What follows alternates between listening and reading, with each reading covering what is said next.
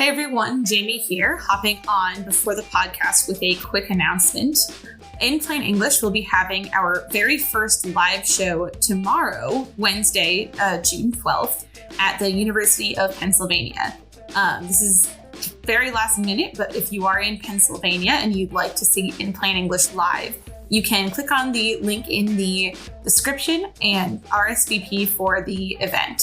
If you can't make it to Pennsylvania for this event, don't worry. The live show will be recorded and it will be posted on the podcast feed at the beginning of July. With that out of the way, let's get onto the episode. So could you first introduce yourself? Yes, hi. So I'm Nathaniel Hernandez. I'm a fourth-year pharmacology PhD candidate in the Duke Pharmacology program, and Andy Nackley is my PI. Great. So can you take me through your poster? Absolutely. So I'm really interested in genetics and epigenetics, which is not just the genes that you have, but also the way that they're turned on or off, and how that might be contributing to pain, these pain genes, which may or may not exist, but we're interested in studying the effects of those on chronic pain outcomes. And we're really interested in a type of pain conditions called chronic primary pains, which include diagnoses such as migraine, fibromyalgia, IBS, and the like. And you're actually more likely to be diagnosed with multiple of those pain conditions than any one by itself. Okay. Which actually means to us that we think that there's some shared biology going on causing the different. Right. Something underlying. Exactly. And we've actually been able to identify some genetic risk factors as well as environmental risk factors. So patients might have a loss of function mutation in this specific enzyme that has to do with metabolizing stress response neurotransmitters. And individuals with that genetic risk who report high levels of psychological stress are at even greater risk of developing CPBCs. Okay. So we took those two clinical findings and built a mouse model around it that we can test some of these more intricate mechanistic scientific questions, but these mice mimic the patient population by featuring that COMT inhibition and the high levels of psychological stress. So it's kind of like mimicking what the patients have in the mouse model. So did you edit the mouse's gene, or how did you? So we have some people in the lab. We're actually transitioning towards a genetic mouse model that actually would mutate the gene in the same way that the patients have. Cool. But my work started kind of before that mouse model took off, and so we just use a drug to mimic the patient there. So there's hundreds of these things called microRNAs in the body, and a lot of us learned through the COVID vaccine about the mRNA mRNA technology, which is actually an RNA that gets translated into a protein. But there's actually many types of RNAs that never get turned into a protein, and instead their job is to kind of help or hurt that mRNA from doing its job. And microRNAs you can think of as the brakes in a car that are turning off that translation of mRNA into proteins there.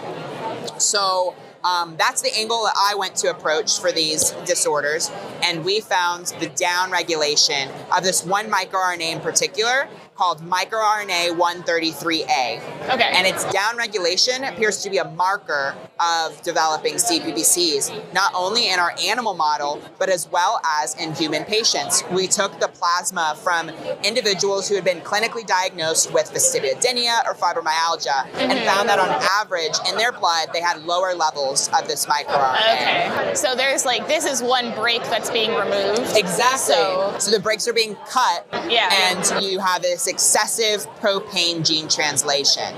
Okay. We think that the signal is coming from actually white fat cells, which we've been looking at the ways that when I joined the lab, I only thought of adipose cells or fat cells as these energy storage units. Right. But they're actually very functionally active, and they can release pro-inflammatory cytokines, they can release hormones, and now we know that they can also release microRNAs into your bloodstream and impact other organs from your fat. Wow. Yeah. So that's where we think the source is coming from. And so we designed essentially a preclinical trial that just like we would run in humans, but we ran in our mouse model by delivering this microRNA back into our animals to see how that impacts their pain behaviors, their anxiety and depressive-like behaviors. But so far, we're just going to stick with our mechanical pain behaviors for now. Yeah. So reintroducing that brain. Exactly. Yes. So at multiple body sites, in paw, abdomen, and back, we see that restoring this microRNA appears to turn down the pain signaling that we normally see in our animal model. And when we give the microRNA construct alone to control group, just to see what it does by itself, it can also turn down hyperalgesia responses in the paw, abdomen, and back. So we know that this microRNA is doing something. Right. Now the big question is, what? What is it doing? So that's been the kind of back half of a lot of my dissertation work, and actually looking at the specific gene networks that might be at play here. But we think that this microRNA is actually playing a functional role in turning down pain signaling. So it can turn down the expression and translation of specific signaling proteins that are important for neurons to actually fire and send that signal to the next neuron. So by giving this microRNA to cells, we can see that it can block their ability to respond to some, stressor or challenge. And so in summary, we think that less microRNA appears to be associated with developing these pain conditions. And when we restore it back, the brakes, like you said, we can actually promote analgesia in our model. Well, that's really promising because it seems like it would be fairly easy to deliver a microRNA to patients. Now that we know through the mRNA technology that it's possible, it's certainly something that is exciting and it could be on the horizon, but no microRNA therapeutics are currently FDA approved. Gotcha. So there's still a long pathway, but this is really cool and promising work. That was really exciting, and thank you so much for going through that for the podcast. Okay, thank you for having me. So can you first introduce yourself? Okay, hi, I'm Shannon Gilstrap. I'm a fifth-year PhD student at the University of Alabama in Birmingham.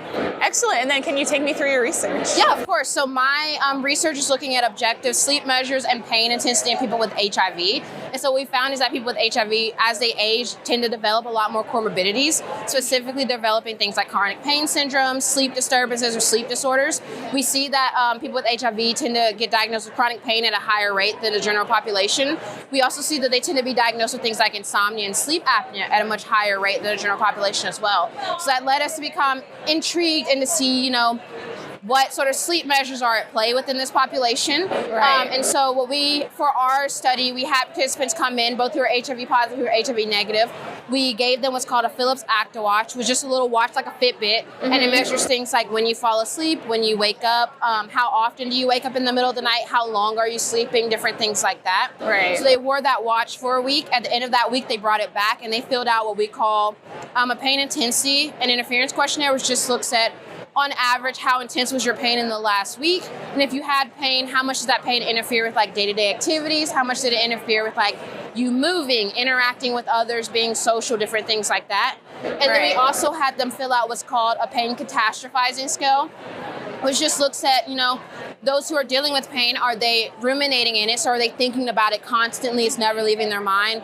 Are they magnifying their pain? Or, do they feel helpless in dealing with their pain? Do they feel like they don't have anybody who can help them? They feel alone, different things like that.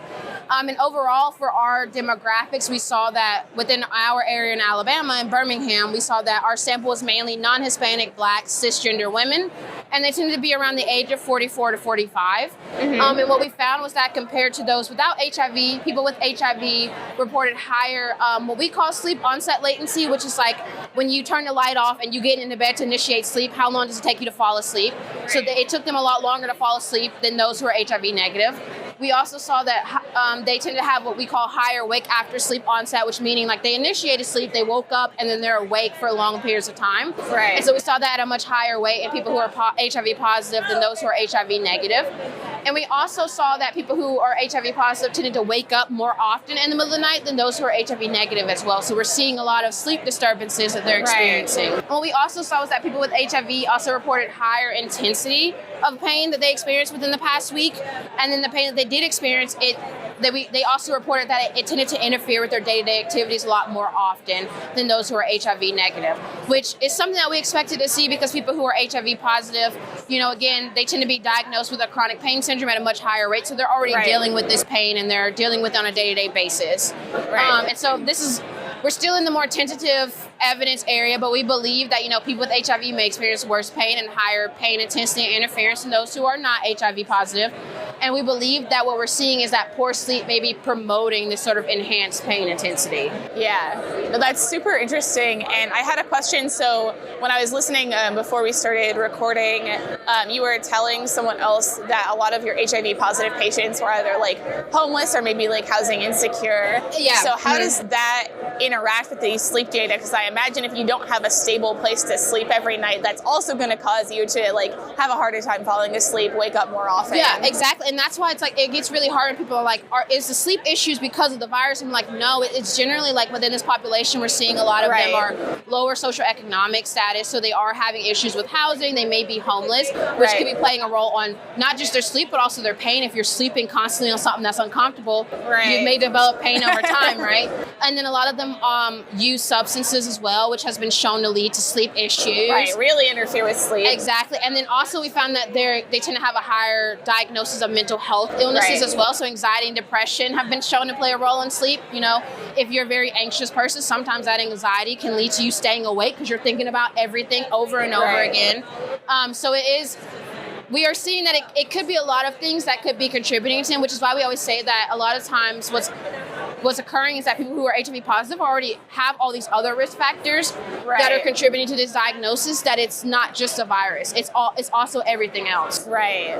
Yeah, that's such like a nuanced way to approach that. And opens up so many interesting questions and like future directions about like how can we address this in a more like holistic way? Exactly. How can we get these patients like the care they need, not just for their HIV, but also for everything else? Yeah, and what we found is we've actually within our lab we have another study that's looking at mindfulness as a treatment, and we've seen that actually people who are HIV positive tend to take very well to mindfulness. And having that help with their pain, but also their sleep. So just to take a moment, relax your body, relax your mind, has been shown to help with decrease their pain, but also help with them falling asleep a lot sooner too, because you're not sitting awake just thinking constantly.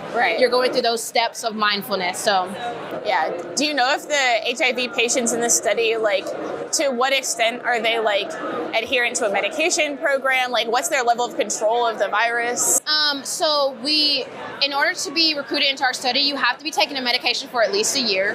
So that lets us know that you're adhering to this medication, you're taking it consistently. Generally, a lot of our participants are undetectable, so their viral load is low enough that it's not detectable on a traditional test, meaning that like if you were to come in contact with blood from them, you're less likely to become infected. Granted, measures are still being taken, but that's generally what that undetectable status means. So a lot of participants are undetectable. We do have some who are detectable, but even then it's a very low viral load. It's not super high. Yeah, this is really interesting. I'm looking forward to see more of what comes out of this. No, thank you so much for going through your poster with me. Of course. Thank you so much. So can you start out by introducing yourself? Hi, so I'm Jessica Wyse. I'm at the Portland VA healthcare system and OHSU in the School of Public Health. And in this project, we wanted to see what were the differences in the likelihood of initiating a medication for opioid use disorder between patients who had a prior long-term opioid therapy prescription in the 12 months preceding their index opioid use disorder diagnosis versus those who had not had that long-term opioid therapy prescription. So the full sample, they all have opioid use disorder diagnosis in fiscal year 19 or 20. And then we subdivided that population into two groups for these analyses. So the data are from the VA Corporate Data Warehouse, which composes all patient-level data for the VA nationally. With a fairly large sample. We have about 60,000 patients in our sample. And then, as I mentioned, they had to have an OUD diagnosis in fiscal year 2019 or 20. And the long-term opioid therapy group, that was defined as having 90 consecutive days of an opioid prescription for chronic pain. So we're assuming it was for chronic pain. So then getting into it, the patient characteristics. I think a really important finding, that it's just a very descriptive level finding, is that the samples are very different. The groups are quite different. So the patients with prior long-term opioid therapy were older by, on average, 61 years of age. They were more likely to be rural residing. Okay. They had a lower rate of social risk factors like criminal justice involvement. They were less likely to have homelessness or housing instability. They had a somewhat lower rate of psychiatric diagnoses, even though it's still quite pretty high. That's 57%. So for the listening audience, the long-term opioid treatment patients had a 57% likelihood of having other psychiatric diagnoses versus 70% in those who were not receiving long-term opioid treatment. Yeah, and this is a VA patient population, so we're going to see high rates of psychiatric comorbidities. But so very importantly, I think for this study, what we see, a major difference we see is that comorbid non-opioid use disorder, substance use disorders were very high in the no LTOT group. Right. So 71% of that sample had an additional comorbid substance use disorder, compared to 37% of those with prior opioid therapy. Right. So this was alcohol, cocaine, stimulants, etc. And then if we look down here at pain diagnoses, this is in the 12 months preceding index diagnosis. As you would expect, those with prior LTOT had 94% of them had a pain diagnosis. That's what they were being treated for with the opioids. Right, but we also see very high rate of pain diagnosis at 61% without those without long-term opioid therapy. And so then jumping to the results, we found essentially that we used a bivariate multivariable logistic regression to find that those who had those with prior long-term opioid therapy had much lower odds of initiating any medication for opioid use disorder. Wow. So 0.41 odds. This was adjusting for virality and demographic clinical characteristics. And then we looked at long-term opioid therapy days retained in treatment. And we also found, after adjusting, the group with long-term opioid therapy had 63 fewer days retained in treatment on average, compared to those without prior LTOT. So those are the main findings. We conclude that patients with a prior long-term opioid therapy prescription are much less likely to initiate a medication for opioid use disorder and have fewer days retained in treatment. So what are some reasons why you think that is? Yeah, so I think it's a complex answer.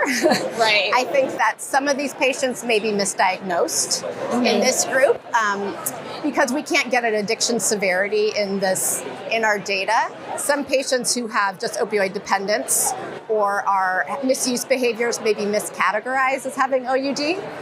So that could be part of it. I think also patients with chronic pain and long-term opioid therapy are less likely to identify with an OUD diagnosis. Right. They don't see themselves as addicted. They see themselves as having chronic pain. Right. So for that reason, they don't want to take an addiction medication. Right. And then in terms of the days retained, that could be side effects, medication side effects. It's not treating their pain well. Right. Or system level barriers. I mean, same of the same things that other people face, but. Yeah, no, that's really interesting research. So what are some approaches that you're thinking about to sort of address this disparity? Well, I would step back. I think before I would even call it a disparity, I would want to make sure that it's a gap that needs to be bridged. Right. Right? If it's fully based on miscategorization of OUD and patient preference, then that's not necessarily a disparity. Right. And I think we want to make sure that the treatment is well tailored to the patient. Right. So I think first we'd have to understand if these folks really do have true OUD. And if that's the case, how can we then tailor interventions to make this medication more acceptable to this patient population? Right. That makes sense. Thank you so much. Yeah, thanks. Thank you all once again for tuning in to this episode of In Plain English. Once again, the interviews featured Nathaniel Hernandez, Shannon Gilstrap, and Jessica Wyse. You can find their research and more information on the website at inplainenglishpod.org. You can also follow us on Twitter, Facebook, and Instagram at Plain English Sci. That's PLAINENGLISHSCI, so you never miss an episode or news about In Plain English. Our new logo is by the wonderful team at Biographics, Jessica Higginbotham, Tanya Lintz, and Yolanda Campos. If you'd like graphics designed for your lab website, research project, or science communication endeavor, you can email them at biographicsco@gmail.com. Our music is by Sam Brunwasser. You can find more of his work at soundcloud.com/visualsnowbeats. Thanks again for listening, and we'll see you next time for another episode presented in plain English.